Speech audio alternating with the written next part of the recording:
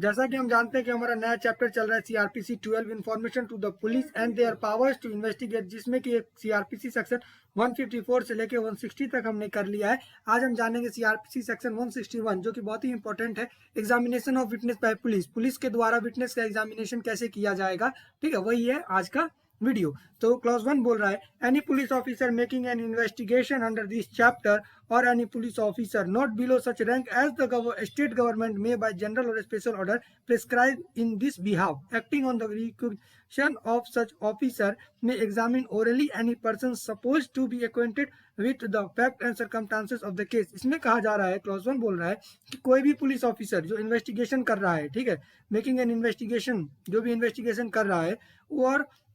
वैसा police officer, कैसा police officer investigation करेगा, तो या तो स्टेट गवर्नमेंट के द्वारा जनरल ऑर्डर या स्पेशल ऑर्डर करके प्रिस्क्राइब किया गया है, बताया गया है कि इससे नीचे वाला जो रैंक है वो इस चीज का इन्वेस्टिगेशन नहीं करेगा, कम से कम सब इंस्पेक्टर रैंक का आदमी इन्वेस्टिगेशन करेगा, ठीक है। तो वो जो भी मतलब स्टेट गवर्नमेंट प्रिस्क्राइब किया हुआ है, उस रैंक का आदमी जो ऑफिसर है वो इन्वेस्टिगेशन कर रहा है, ठीक है। और वो जिस भी व्यक्ति को चाहे, ठीक है, जरूरत पड़ने पर वो ऑफिसर जिसको स्टेट गवर्नमेंट ने अपॉइंट किया हुआ है, ठीक है, जिस भी लेवल को मतलब सब इंस्पेक्टर, कितने स्टेट में क्या होता है, सब इंस्पेक्टर करता है, कितने स्टेट में एएसआई करता है, तो जो भी रैंक स्टेट गवर्नमेंट ने बताया है उस रैंक का आदमी अगर चाहे तो जरूरत पड़ने पर जिस जिस केस का वो इन्वेस्टिगेशन कर रहा है उस केस में किसी भी व्यक्ति को, ठीक है, अगर उसको लगता है कि वो व्यक्ति जो भी सर्कमस्टांसेस और फैक्ट है उसके बारे में जानता है, तो वो ओरली उस व्यक्ति को एग्जामिन कर सकता है, ठीक है। मैं एग्जामिन ओरली एनी पर्सन, किसी भी व्यक्ति को, जिसको भी उस ऑफिसर को अगर लगता है कि ये व्यक्ति जो भी इन्वेस्टिगेशन जिस केस का कर रहा है उसके बारे में जानता है, तो फिर वो उसको ओरली एग्जामिन कर सकता है। ये पावर दिया गया है पुलिस को, पुलिस ऑफिसर को।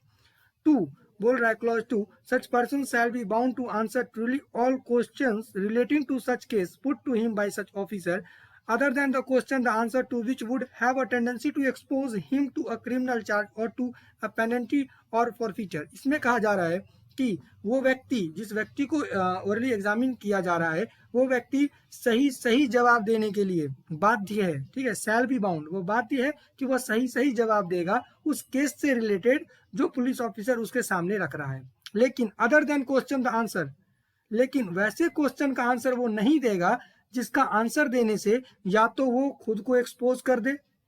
या तो वो खुद पर क्रिमिनल चार्ज लगवा ले, अगर वो बोल देगा तो उस पर क्रिमिनल चार्ज लग जाएगा, या तो फिर वो फाइन देने के लिए, यानी कि किसी को डिफेम कर दे, कोई ऐसा बात पुलिस बुलवा ले जिससे वो किसी को डिफेम कर दे और उस पर डिफामेशन का केस हो जाए और फिर उसको फाइन देना पड़ जाए, ठीक है। या फिर वो बेल बॉन्ड पर है, बेल बॉन्ड का कंडीशन टूट जाए जिससे उसका जमानत जब्त हो जाए। तो इस सब तरीके का क्वेश्चन जिससे कि वो एक्सपोज हो जाए, वो क्रिमिनल चार्ज के लिए मतलब लाइबल हो जाए, या फिर पेनल्टी के लिए लाइबल हो जाए, या फिर फॉरफीटर हो जाए, तो वैसे क्वेश्चन का जवाब वो नहीं देगा। अगर पुलिस पूछेगा भी फिर भी वो व्यक्ति बाध्य नहीं है उसका जवाब देने के लिए। आई होप ये क्लियर हो गया होगा। ये बहुत ही इंपॉर्टेंट है 2, ठीक है।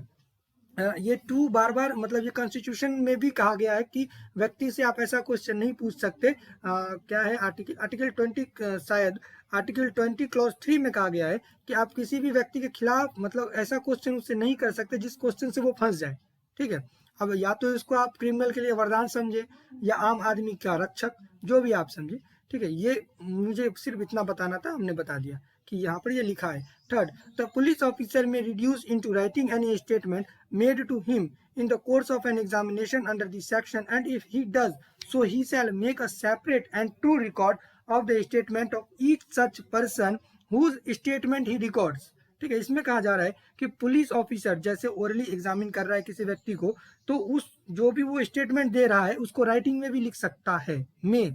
ठीक है, में का इस्तेमाल हुआ है कि वो लिख सकता है। अगर वो वैसा करता है, अगर पुलिस जो व्यक्ति ओरली मतलब स्टेटमेंट दे रहा था, ठीक है, एग्जामिनेशन दे रहा था, उस बीच अगर पुलिस जो अगर लिखना चाहे उसके स्टेटमेंट को राइटिंग में, अगर पुलिस ऐसा करता है, अगर पुलिस लिखता है, तो फिर उसका एक सेपरेट रिकॉर्ड बना के रखेगा उसके स्टेटमेंट का रिकॉर्ड का, ठीक है। आई होप ये क्लियर हो गया होगा। मतलब जितना भी व्यक्ति है जिसका भी स्टेटमेंट वो रिड्यूस मतलब राइटिंग में लिख रहा है, उन सब का एक स्टेटमेंट का एक अलग से एक रिकॉर्ड बना के एक सेपरेट जगह पर रखना होगा। सभी व्यक्ति को मिला दिया ये नहीं होगा, सेपरेट करना पड़ेगा कि इस व्यक्ति ने ये कहा, इस व्यक्ति ने ये कहा, सबका अपना अपना अलग अलग रिकॉर्ड बनाया जाएगा। ठीक है, provided that statement made under this section में ऑल्सो भी recorded by audio video electronic means. मतलब जो भी एग्जामिनेशन चल रहा है उसका ऑडियो और वीडियो रिकॉर्डिंग हो सकता है। ज़्यादातर मूवी में आप देखना कि ऑडियो सुना देता है। ठीक है, तो ऑडियो जो सुनाता है तो ऑडियो वीडियो वो एग्जामिनेशन के टाइम ऑडियो वीडियो रिकॉर्डिंग हो सकता है। उसके बाद provided further that the statement of a women against whom an offence under section 354, 354 A, 354 B, 354 C, 354 D, 376, 376 A, 376 B, 376 C, 376 D, section 376 E और section 509 of Indian penal code is alleged to have been committed और attempt shall be recorded by women police officer और any women officer. अब इसमें कहा गया है कि जो से ऊपर क्या था कि एग्जामिन कर रहा है, सबको एग्जामिन कर सकता है जो इसको भी जिस पर भी शक है, लेकिन अगर वो वुमेन से रिलेटेड केस है, जैसे इसमें जितना भी सेक्शन लिखा हुआ है, रेप है, एसिड अटैक है, मोलेस्टेशन है और भी बहुत सारा है, जो इतना भी यहाँ पर लिखा गया है, अगर इसके अंतर्गत आईपीसी के सेक्शन के अंतर्गत अगर केस है और जो शिकायत करता है, जो भी विटनेस है वो वुमेन है, तो उसको सिर्फ human police officer he examine कर सकती है या कोई अदर ह्यूमन ऑफिसर ही कर सकती है। ठीक है, मतलब ह्यूमन होना जरूरी है, औरत को औरत ही कर सकती है। ठीक है, आई होप यहाँ तक क्लियर हो गया होगा। तो 161 इसी के साथ समाप्त होता है। अब हम 162 जानते हैं सीआरपीसी क्या कहता है। Statement to police not to be signed, मतलब जो पुलिस का स्टेटमेंट है उसको सिंग नहीं करना है। Use of statement in evidence. Clause 1, no statement made by any person to a police officer in the course of an investigation under this chapter shall if reduced to writing be signed by the person making it, nor shall any such statement or any record thereof, whether in a police diary or otherwise, or any part of the such statement or record, be used for any purpose, save hereinafter provided at any inquiry or trial, in respect of any offence under investigation at the time when such statement was made। इसमें कहा जा रहा है कि जो भी statement है, जो भी इन्वेस्टिगेशन के टाइम, आप लोगों को भी दिमाग में आया होगा कि केस डायरी लिखा जाता है, उसमें तरह तरह के आदमी का बयान लिखा जाता है। ठीक है, तो उस बयान पर, उस जो बयान दे रहा है उस व्यक्ति का सिग्नेचर करना जरूरी नहीं है। पुलिस आपसे ये नहीं कह सकता कि आप यहाँ पर सिग्नेचर कीजिए। ठीक है, तो इन्वेस्टिगेशन के दौरान जो भी स्टेटमेंट दिया गया, जो लिखा गया, उस पर साइन होना जरूरी नहीं है, करना जरूरी नहीं है, और ना ही उस स्टेटमेंट का इस्तेमाल, ठीक है, ना ही तो उस स्टेटमेंट का इस्तेमाल इंक्वायरी में होगा, ना ट्रायल में होगा, ना और ना तो फिर मतलब जो भी इन्वेस्टिगेशन के टाइम में जो भी स्टेटमेंट हुआ गया था बस वो वहीं पर खत्म हो जाता है। ठीक है, उसका ना ट्रायल में ना इंक्वायरी में कहीं भी उसका इस्तेमाल नहीं होगा, नहीं किया जाएगा, और उस स्टेटमेंट पर जो स्टेटमेंट देगा उसका साइन होना भी जरूरी नहीं है। उसके बाद provided that when any witness is called for the prosecution in such inquiry or trial whose statement has been reduced into writing as foresaid, any part of his statement, if duly proved, may be used by the accused and with the permission of the court by the prosecution to the contradict such witness in the manner provided by section 145 of the Indian Evidence Act. And when any part of such statement is so used, any part thereof may also be used in the re-examination of such witness, but for the purpose only of explaining any matter referred to in his cross examination। अब देखिए, उस statement में police के officer के सामने जो कहा गया उसका कहीं पर इस्तेमाल नहीं है, लेकिन प्रोवाइडेड एक्ट में कहा जा रहा है कि अगर वही विटनेस को, जो विटनेस केस डायरी में कुछ और बताया है, प्रोसिक्यूशन बुला लेता है उस व्यक्ति को, ठीक है, तो और वो प्रूव हो जाता है कि जो स्टेटमेंट जो पहले दिया गया था, जो सिग्न नहीं है, किया हुआ है, बिना साइन के है, ठीक है, अगर ये प्रूव हो जाता है कि वही व्यक्ति है जो यहाँ पर आकर दूसरा बात बोल रहा है, ठीक है, और वहां पर कुछ दूसरा बात बोला था, तो अब उस स्टेटमेंट का आप यूज कर सकते हैं जो उसने पहले दिया था, जो पहले बयान दिया था। तो मतलब एविडेंस के अंदर 145 के अंदर आप उसको कॉन्ट्राडिक्ट कर सकते हैं। ठीक है, यानी कि जो पहले स्टेटमेंट दिया था, ठीक से समझना होगा। ठीक है, यहाँ तक जैसे हमने पहले क्या पढ़ा कि उसका इस्तेमाल नहीं है और सही में नहीं है, लेकिन प्रोवाइडेड एक्ट में कहा गया है कि आप अगर प्रोसिक्यूशन उसी व्यक्ति को बुला लेता है एज अ विटनेस, ठीक है, अगर बुलाता है तो उस स्टेटमेंट का 145 के अंदर में यूज हो सकता है कंट्राडिक्ट करने के लिए, यानी कि उस स्टेटमेंट को कंट्राडिक्ट करने के लिए, ठीक है, प्रोसिक्यूशन को झूठ साबित करने के लिए। ठीक है, उस आदमी का जो मतलब एविडेंस वैल्यू है वो बहुत कम हो जाएगा अगर साबित हो जाता है तो। ठीक है, अगर कंट्राडिक्ट करने के लिए 145 के अंदर आप उस व्यक्ति को क्रॉस एग्जामिनेशन कर सकते हैं, री एग्जामिनेशन कर सकते हैं, उस स्टेटमेंट उसको आप उस स्टेटमेंट का इस्तेमाल आप कर सकते हैं, ठीक है। अदरवाइज आप कोर्ट में कभी भी उसका इस्तेमाल नहीं कर सकते सिवाय यहाँ पर छोड़कर। अगर प्रोसिक्यूशन उस व्यक्ति को बुलाता है और साबित हो जाता है कि वही व्यक्ति है जो ऊपर कुछ और बोला था स्टेटमेंट में, तो फिर आप उस आदमी को कॉन्ट्रडिक्ट करने के लिए उस स्टेटमेंट का यूज़ कर सकते हैं, री एग्जामिनेशन करवा सकते हैं, जो भी है 145 के तहत आप उसका यूज़ कर सकते हैं एज एविडेंस, ठीक है। आई होप यहाँ तक सब कुछ क्लियर हो गया होगा। क्रॉस एग्जामिनेशन भी कर सकते हैं। क्लॉज 2 बोल रहा है nothing in this section shall be deemed to apply to any statement falling with the provision of clause 1 of section 32 of Indian evidence act 1872 और to effect the provision of section 27 of the act. इसमें कहा जा रहा है कि 32, ठीक है, जो भी 32 सेक्शन है इंडियन एविडेंस एक्ट का, शायद डाइंग डिक्लेरेशन से इसका संबंध है, और 27 से जो 27 है इसका जब हम इन्वेस्टिगेशन करते होते हैं, जब भी कोई बात बोल रहे होते हैं, तो एक नया फैक्ट डिस्कवरी ऑफ फैक्ट से रिलेटेड है सेक्शन 27, ठीक है, एविडेंस एक्ट का। तो इन दोनों पर प्रभाव नहीं पड़ेगा। अब आप बोलेंगे कैसे नहीं पड़ेगा? अब कोई आदमी डाइंग डिक्लेरेशन करके गया,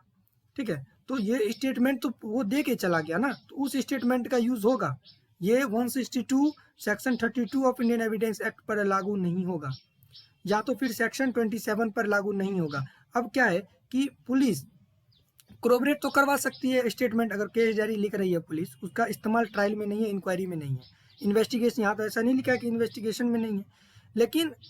अगर पुलिस चाहे तो कोरोबरेट करने के लिए उसका इस्तेमाल कर सकती है, वो पुलिस का काम है। और अदरवाइज अगर डिस्कवरी कुछ कर रहा है तो 27 सेक्शन 27 और section 32 of Indian evidence act पर इसका प्रभाव नहीं पड़ेगा। सेक्शन 162,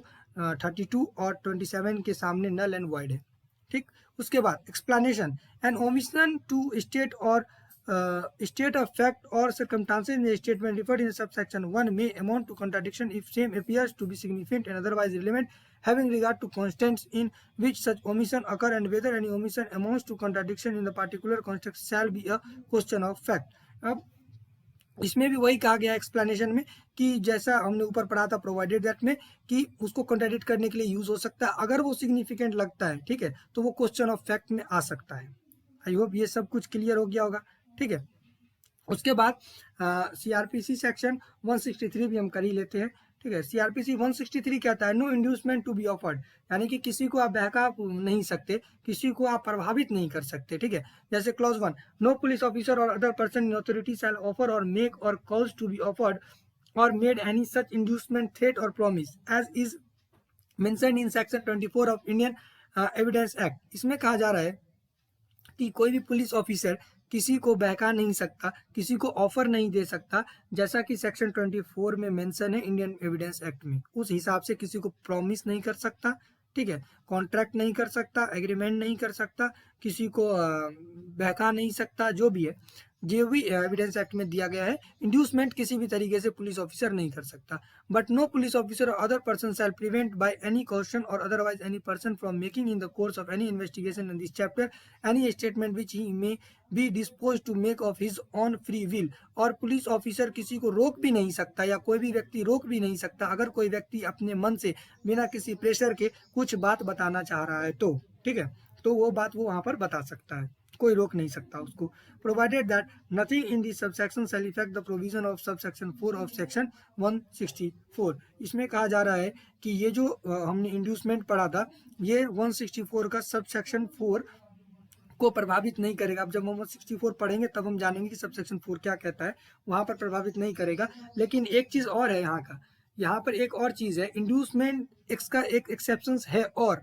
लेकिन यहाँ पर लिखा नहीं गया है, लेकिन है। आप भी सोचिए कि होना चाहिए ना, क्योंकि एक बार 306 के अंदर सीआरपीसी, आई होप जहाँ तक मैं गलत नहीं हूँ, जहाँ पर एक कॉम्प्लेक्स को ऑफर किया जाता है अप्रूवर बनने के लिए, यानी सरकारी गवाह बनने के लिए। सरकारी गवाह कौन होता है, एक कॉम्प्लेक्स कौन होता है, मैं आई बटन में दे दूंगा, वहां से जाकर देख सकते हैं उस वीडियो को, ठीक है। तो जब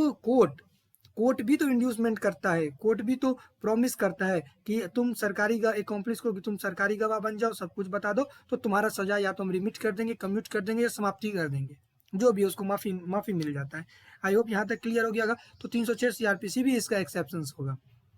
ठीक है। आई होप यहाँ तक क्लियर हो गया होगा। अब आज का वीडियो यहीं समाप्त करते हैं। जय हिंद। नेक्स्ट वीडियो में 164 पढ़ेंगे, कहाँ तक पढ़ेंगे उसका कोई ठीक नहीं है, लेकिन पढ़ेंगे जरूर।